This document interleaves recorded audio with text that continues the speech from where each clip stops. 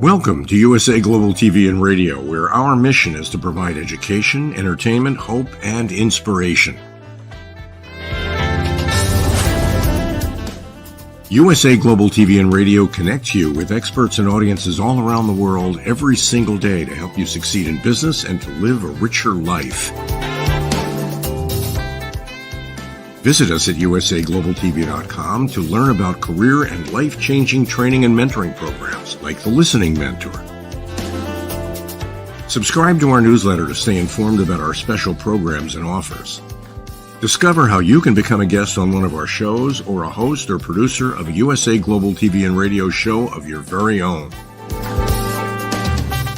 That's USA Global TV and Radio, where the doctor is always in.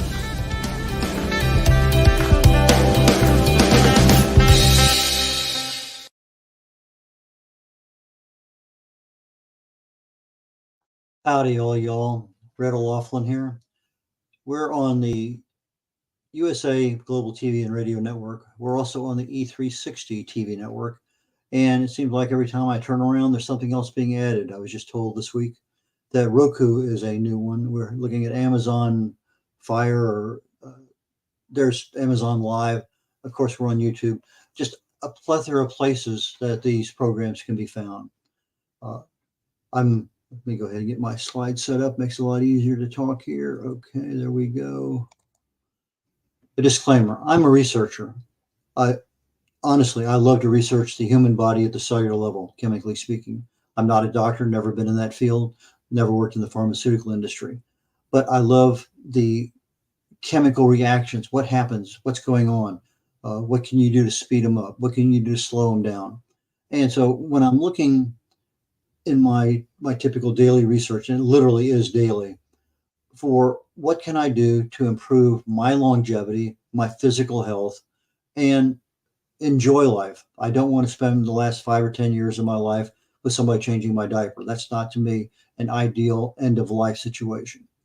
But I fell in love with chemistry way back in high school, and I use that knowledge nowadays to do this type of research and study. I did this for my last job in civilian life, corporate world, where I would dig down 4, 5, 6, 7 layers deep into a problem as to what caused something to happen. I want to know the root cause of a problem. That way you can treat the cause, not the symptoms. And I believe we individuals, we're responsible for our own health and wellness, not our doctor. And this presentation, as always, is primarily intended for initially awareness and education. That being said, the last couple things that we talked about last week, toxins and cleaning products, we know that chlorine bleach is a very strong disinfectant. However, it can be a problem on some people's skin, some people respiratory issues, but it can be a real problem when it's mixed with other cleaners, such as some people mix chlorine and ammonia. Not a smart thing to do. Ammonia, I had an experience with chlorine gas way back when I was in college working in a plant that manufactured chlorine, and I'm out walking in the middle of the night and chlorine hit me, and I had my chlorine escape mask on, put it on, and walked out of the area. Chlorine is very sensitive to my nose. I've been very high-tuned to it. But ammonia is another one I used to use all the time as a solvent, as a cleaner. And yes, it got an unusual, weird smell to it. But some things smell really terrible to some people. For me, I don't know. Phthalates, that's one of the ones that's also in a lot of cleaners. It's a plasticizer, gives you some fragrance to things. But again, the biggest problem with phthalates is the hormone disruption that it causes us. We also have industrial products, your carpets, your clothes, a lot of things, laminate floors, particle boards, plywood. And when you put it into fabrics, it prevents that wrinkling and shrinkage that you see. You open it up and everything, hey, this is a pretty nice looking shirt. And the formaldehyde is one of the things that allows that visual perception of the material. Polyvinyl chlorides, PVCs. They're in flooring, carpets, a lot of synthetic clothing. Again, it's a hormone disruptor. And then you have compounds, the PFCs. You see something that says stain resistant, water resistant, non-stick. Again, a possible immune hormone issue. The issue is not so much the fact that they can do it, it's how much of the time do you use something, or how much the exposure, or how strong the exposure is to those particular chemicals. Particulate matter pollution, we talked about this last week. How do we avoid them? Well, let's just talk about everything today is going to be on how do we avoid. So particulate matter, those things that hang in the air, you avoid or reduce them by smoking, by not smoking indoors. In other words, if you're a smoker, go outdoors. If you're smoking and there's other people in the room, go outdoors. But if you're indoors, you can generally avoid most of that. Exhaust fans, air filters, air cleaners. If you have any kind of cleaner, any type of filter, again, look at how frequently they need to be cleaned. And for most practical purposes, you can order a half a dozen or more online that are just perfectly suitable for your home or the machine you're doing than you can by going to the individual manufacturer and getting something. HEPA filters when you need that little extra protection. If you're dusting, use something that absorbs that dust rather than just moves it around. So a damp cloth is pretty good for that. I found a really nice site, airnow.gov. It gives the current air contamination by zip code. I live in the Houston area. I can put in my zip code and see what's going on, not only specifically where I'm at, but in a big chunk of Texas in the map that's there. And not only does it give me that current air contamination, the pollution, but it gives me a lot of other options that I can take a look at, one being the air quality index. Lots and lots and lots of information that's there. We have some wildfires going on now in northern Texas. It's rare that we have them here, but I lived in Hawaii and occasionally we had the black snow when they were burning the sugar cane. You're down in San Diego, you have the winds coming off Santa Ana, winds coming off of the mountains to the east of San Diego. A lot of things provide air quality issues. And sometimes we're forced to wear a respirator. Something that's listed as NOSH, the N95, particularly we've seen that with COVID, P100s. These are all good air filters, but make sure that you're using the right kind of respirator or filter for the kind of pollution that you're having. Sometimes all you have to do is just buy some activated charcoal, crunched up to increase its surface area, and just put them in some bowls around your home. They're excellent absorbers of aromas, scents, odors, those kind of things. Heavy metals. We talked about them a little bit. They're a variety of products. The best way to flush them out of the body is by urinating or sweating. I worked for a company in college and we were making tetraethyl lead, and they would measure the air quality in each of the labs. If the quality got to such a level, they said, hey, go home. And they would send us home literally with a case of beer and say, when you finish that, come back and we'll run another blood test on you. Because what we were doing is getting too much of lead in our bodies and we had to sweat it out by exercising or urinating. And usually 2 or 3 6-packs of beer was one of those things that just allowed you to pee all that toxin out of your body. But there's a lot of toxins that both exercise and sweat will increase their exiting from your body. A lot of processed foods have different kinds of metals in them. Become a master label reader. Water filters can reduce the heavy metals in there. They don't reduce the prescription meds that are dumped into the water supply. You may have in any particular city literally over 100 prescription meds that are in your tap water, but your local water authority doesn't have the ability to remove them. They can remove the heavy metals and other things, but not the prescription drugs. So when possible, use bottled water. You can Google foods and herbs to remove heavy metals from the body. 2 that I use all the time is turmeric and green tea. And in situations where you really do have a problem, you probably need professional help. They have a term in chemistry called chelation. And EDTA, ethylene diamine tetracetic acid, is a great chelator, and it goes in there and just grabs hold of that metal and just yanks it away from the body, and you can urinate it out down the road. Pesticides. Follow the instructions. Most of the time they say mix in a well-ventilated area. So if you're doing it in the garage because it's too windy outside, maybe you need to be outside on the other side of the garage where the wind isn't so strong. Use a protective gear. Obviously, keep it away from your children and pets. Most of the time when the pesticides, herbicides, any kind of spray that you're putting on plants, grass, whatever you have around the house, kill mosquitoes, etc. When it's dry, it's probably pretty safe for everybody. But again, while it's wet, you don't want the children and the pets out there. A lot of non-toxic options. Diatomaceous earth is a kind of material that swimming pools use for filtering. And it does a wonderful job of keeping out certain kinds of insects from getting into if you have a vegetable garden, just sprinkle a bit around the outside edge where they would have to cross to get there. It's very disruptive to their systems. Boric acid, plant-based oils and soaps are also very, very good non-toxic options. I find that if I want to get rid of weeds, vinegar, 30%, no less than 20%, but you buy them at the Home Depot and Lowe's and places like that, possibly Walmart on occasion. Get 30%. You spray it on directly, and literally 8 hours, weeds are gone. They're dead. I use ground garlic. I buy it and in as big a container I can. I put it in my fertilizer spreader and just go around and just spray the yard with garlic. That's good enough to generally keep mosquitoes away.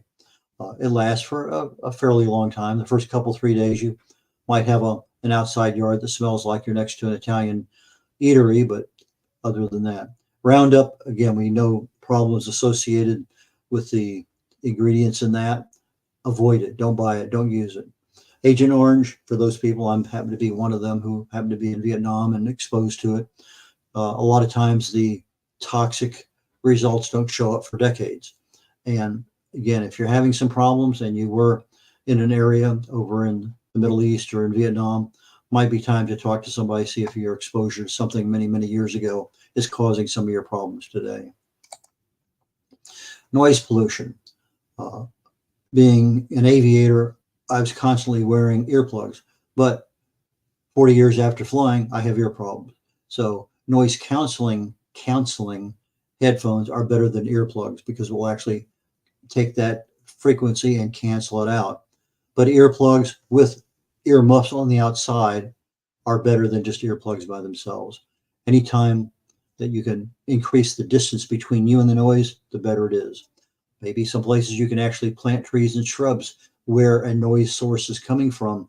Maybe it's the traffic out in front of your house or behind your house, and that will reduce some of it. And get your hearing tested periodically. If every 3 years, every 5 years, if there's a problem, catch it early enough to do something. Abusive relationships. Yeah, it's not a toxin per se, but it is toxic to the body.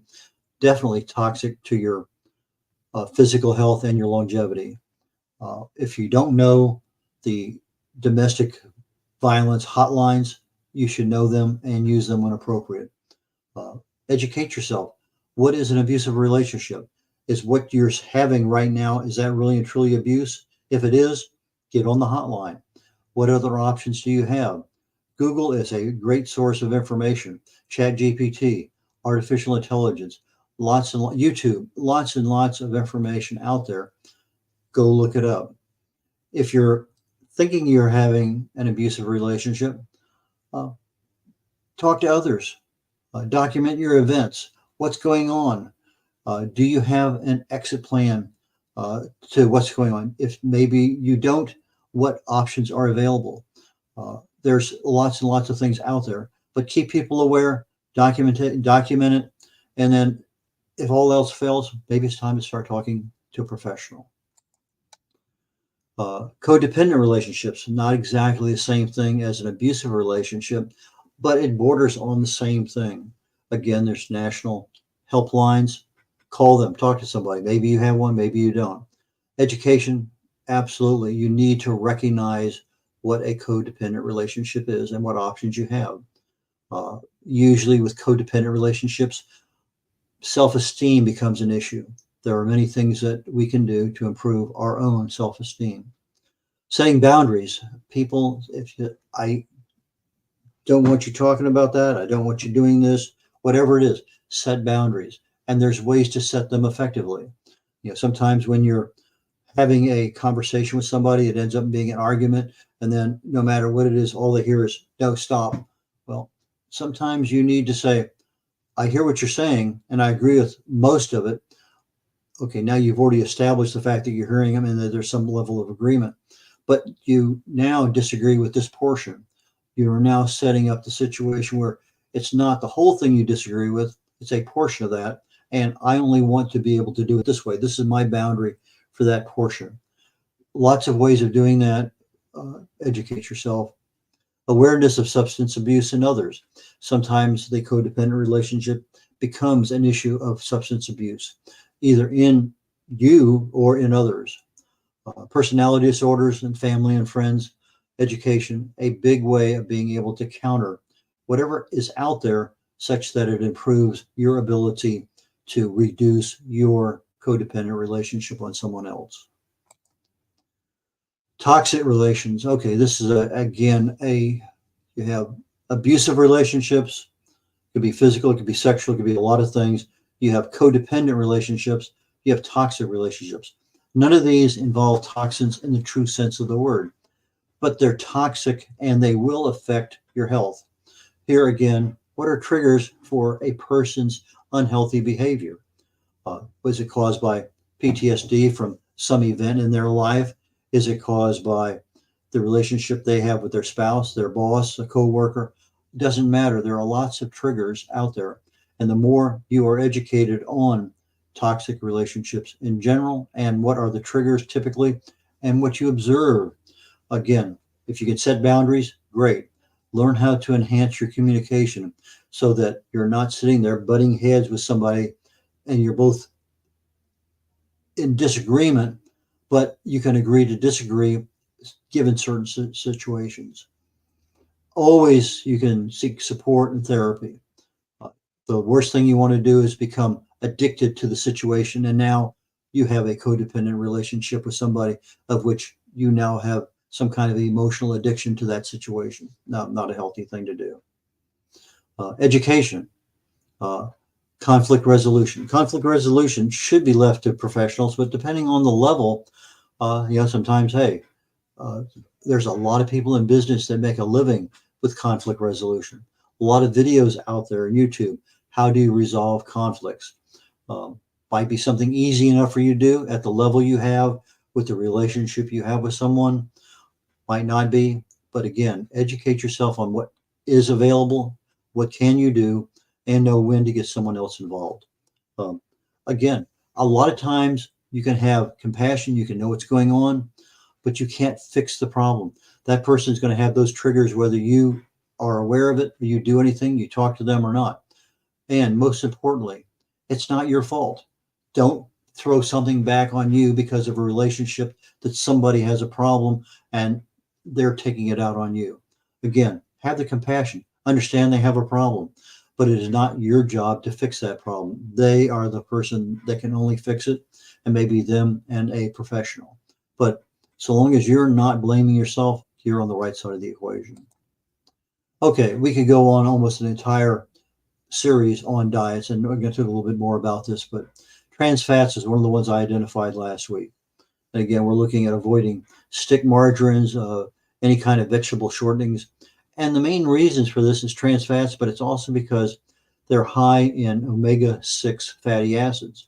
If you have a one-to-one relationship between your omega-3s and your omega-6s, great. 4-to-1 omega-6 to omega-1, okay. Anything greater than 4-to-1 becomes a problem. And the standard American diet many times sees 20, 30, 40-to-1 omega-6 to omega-3. So it's not that they're bad, it's the amount of them that you ingest.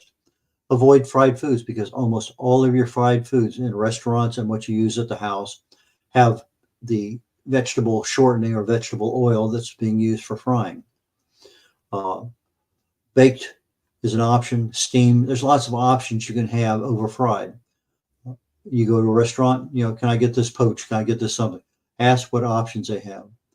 What are the two biggest ones that I looked at in trans fats? Microwave popcorn, frozen pizza. There are lots of foods out there that are very, very, very high in trans fats. Refrigerated dough, I was kind of surprised at that one. Commercial baked goods, not so much surprising in that one.